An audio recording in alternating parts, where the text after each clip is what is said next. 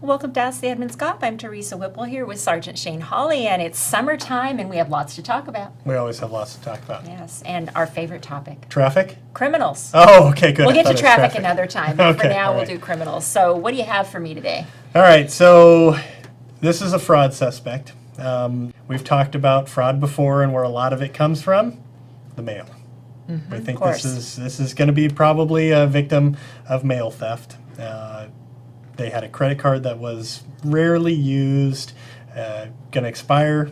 Bank just sends you a new replacement one, very nice of them, and you don't even pay attention that your card's going to expire because you never use it, Yeah. so you're not really expecting a new credit card in the mail.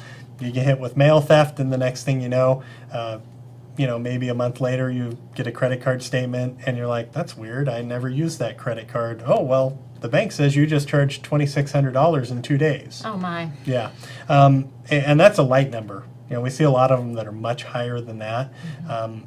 So this, by the time the credit card was probably stolen to the time it was used, the victim probably had no knowledge of it for about 2 months. So we're 2 months behind the curve for investigation. And in a case like most of these cases, we're looking for video. Yeah. And we managed to get one video, and that can be difficult, like I said, with 2 months of a delay. We go to places and they're like, yeah, we overwrite the video every 2 weeks, so we end up with nothing. But we do have a picture of our suspect in this case, and we can put those up. And this is going to be from your local Home Depot store, where he went in and charged some stuff. Okay. White male, about 6 feet, has a beard, and we also know that he drove away in a white truck, which we got a picture of him leaving. Probably a F-150, I think is what it is, some stuff in the back. So if anybody knows who he is, has seen him around, or has info, hit us up with our tip line, or they can report online. Right. And I suppose the consumer advice would be to try to keep track of your credit cards if you can. I mean, I actually just got a text message today from my credit card company that was notifying me that they had Yeah. just put a credit card statement in the mail, or a new card in the mail, which Yeah. first time that's happened to me, and I thought, gosh, that's great for security. Now I know it's coming. Correct. So there are a lot of resources. We tell people to keep an eye on your bank statements. I know a lot of banks are doing online stuff. You can get notified every time there's a charge. Yeah.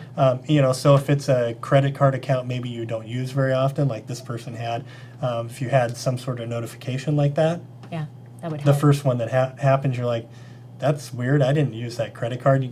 Call them right away and get a freeze. Also a good way, hopefully, to help us catch these people. Sometimes they try and strike really quick Yeah. with these fraud cases. The goal is, if you get the card, to rack up as much as you can, as quick as you can, and then get rid of it. Right. You don't want to get caught with it.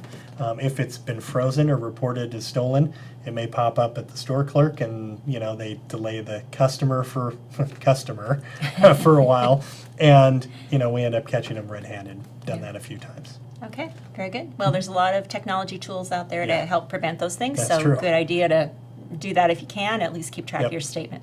All right, thank you very much. You're welcome. We'll be back soon with another episode of Ask the Edmonds Cop.